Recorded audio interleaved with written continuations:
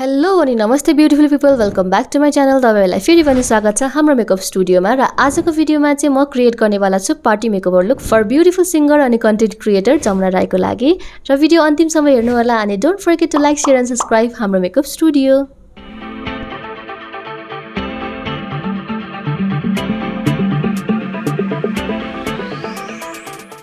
Makeup सुरु गर्नुभन्दा अगाडि सबैभन्दा इम्पोर्टेन्ट पार्ट भनेको स्किन प्रिपरेसन हो। र स्किन प्रिपरेसनको लागि चाहिँ मैले यो ली ट्यानको मोइस्चराइजिङ लोसन युज गरिरहेको छु।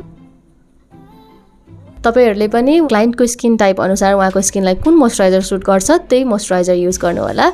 र मोइस्चराइजर युज गर्दाखेरि चाहिँ एकदमै ध्यान दिनु, जेन्टली सफ्ट ह्यान्डेडली सबै मजाले all over the face blend गर्नु होला ताकि उहाँहरुलाई एकदमै आराम अनि मसाज गरेको जस्तो फिल होस्। र यसपछि चाहिँ पालो रहेको छ फाउन्डेसनको लागि चाहिँ मैले यो फिट मी को येलो शेडको उहाँको स्किन टोन भन्दा slightly 1 shade dark foundation use गरिरहेको छु।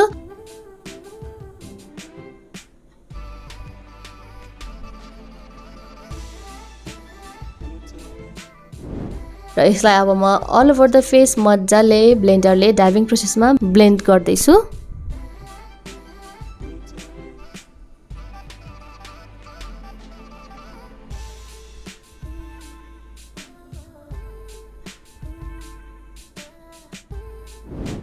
र अब पालो रहेको छ कन्सिलरको लागि चाहिँ मैले यो नार्सको व्हाइट शेडको फाउन्डेसन युज गरिरहेको छु। र यो व्हाइट टोन र उहाँको अघिको डार्क शेडले चाहिँ उहाँको स्किनमा एकदमै धेरै ब्यालेन्स ल्याउँछ र तपाईहरुको बेसलाई एकदमै पर्फेक्ट शेडमा ल्याउँछ।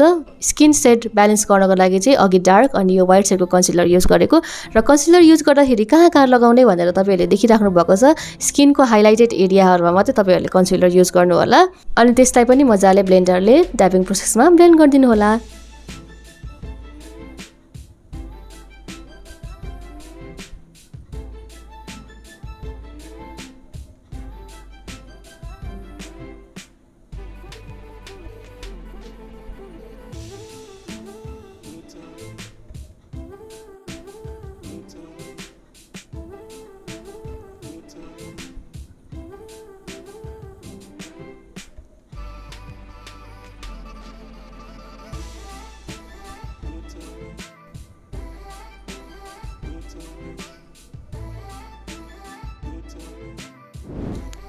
क्रीम प्रोडक्टहरु लगाइसकेपछि चाहिँ अब पालो पाउडरको लागि चाहिँ मैले यो फिट मी को पाउडर युज गरिरहेको छु। र जहाँ मैले कन्टुर गर्नेवाला छु त्यहाँ मात्रै मैले पाउडर सेट गरे।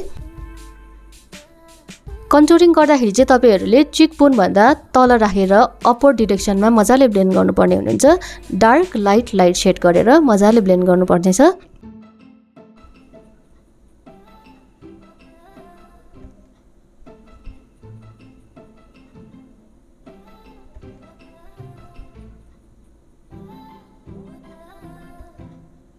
त्यसपछि चाहिँ बाँकी रहेको एरियामा पनि पाउडर पफ लिएर मजाले पाउडर सेट गरिदिने।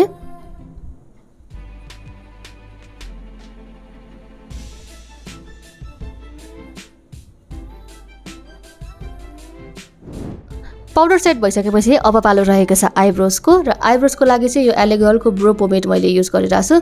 र यसलाई चाहिँ तपाईहरुले क्लाइन्टको फेस अनुसार आइब्रोजको सेप बनाउनु पर्ने हुनुहुन्छ। उहाँको आइब्रोजहरु भन्दा तल पनि हैन माथि पनि हैन, एकदमै धेरै मिलाएर आइब्रोजलाई सेट गर्नुपर्ने हुन्छ। उहाँको फेस स्ट्रक्चर हेरेर उहाँलाई कुन आइब्रो टाइप सुहाउँछ त्यही अनुसारले आइब्रोजको सेप बनाउनु होला। र यसलाई पनि ब्याकवर्ड्समा हल्का डार्क शेड अनि अगाडि चाहिँ लाइट गरेर आइब्रोको सेपहरु बनाउनु होला। त्यसपछि आँखाको मेकअपको लागि मैले यो एलेगलको प्रो कन्सिलर लिएर उहाँको आँखामा ब्लेन्ड गर्दैछु।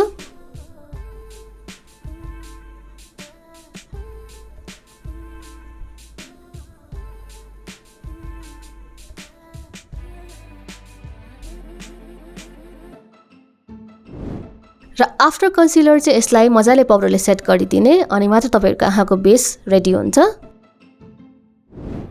र यसरी तपाईहरुले कन्सिलर पछि पाउडरले सेट गर्नुभयो भने मजाले तपाईहरुको आई स्याडो बस्छ।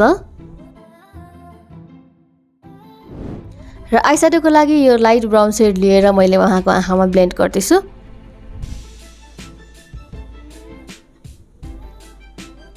यसको पनि प्रोसेस एकदमै धेरै सजिलो छ।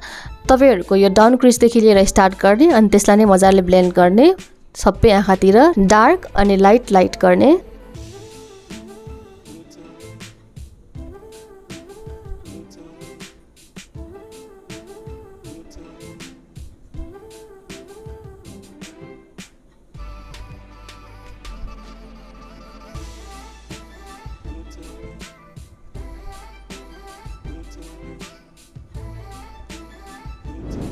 र लाइट ब्राउन सेड सकिसकेपछि चाहिँ डार्क ब्राउन सेडलाई सेम प्रोसेसमा मजाले जहाँ अघि लगाएको छ त्यहीँ मजाले ब्लेन्ड गरिदिने।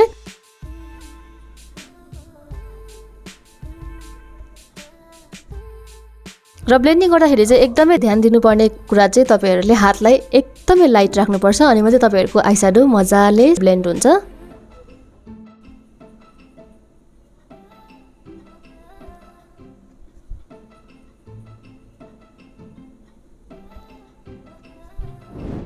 र अब पालो रहेको छ ग्लिटर टपिङको। ग्लिटरको लागि पनि मैले यो ब्राउन सेडकै ग्लिटर लिए जुन चाहिँ उहाँको आँखाको बेसमा मजाले पर्फेक्टली म्याच हुन्छ।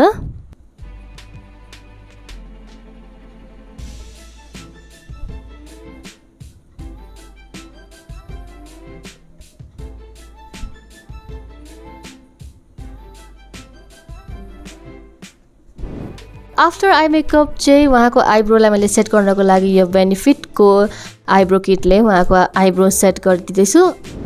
अनि पालो रहेको छ लिप लाइनरको। लिप लाइनरलाई मजाले सबैतिर लाउने। लिपस्टिक लगाएन भने चाहिँ तपाईहरुको मेकअपलाई कम्प्लिमेन्ट गर्दैन। लिपस्टिक लगाएन भने चाहिँ जति मेकअप गरे पनि लिपस्टिक बिना चाहिँ मेकअप एकदमै धेरै अधुरो देख्छ। त्यही भएर चाहिँ लिपस्टिक कम्पलसरी नै हुन्छ। चाहे तपाईहरुले डार्क सेड लाउनुस् लाइट सेड लाउनुस्, सकेसम्म चाहिँ तपाईहरुको फेसलाई म्याच गर्ने अथवा ड्रेससँग कम्प्लिमेन्ट गर्ने कलरको लिपस्टिक लाउनु होला।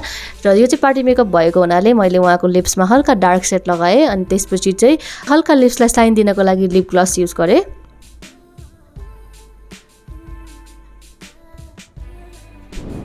र अब चाहिँ हामी मेकअपको एन्डतिर आइसक्यौँ अनि त्यसको एन्डिङको फिनिसिङको लागि चाहिँ यो हाइलाइटर युज गरिरहेको छु। यो हाइलाइटर चाहिँ म्याकको हाइलाइटर हो। अनि लास्टमा चाहिँ अब हामी म्याकको यो सेटिङ स्प्रेले सेट गरिरहेको छु र यो सेटिङ स्प्रे लगाइसकेपछि चाहिँ एकछिन केही समयको लागि सुक्न दिने।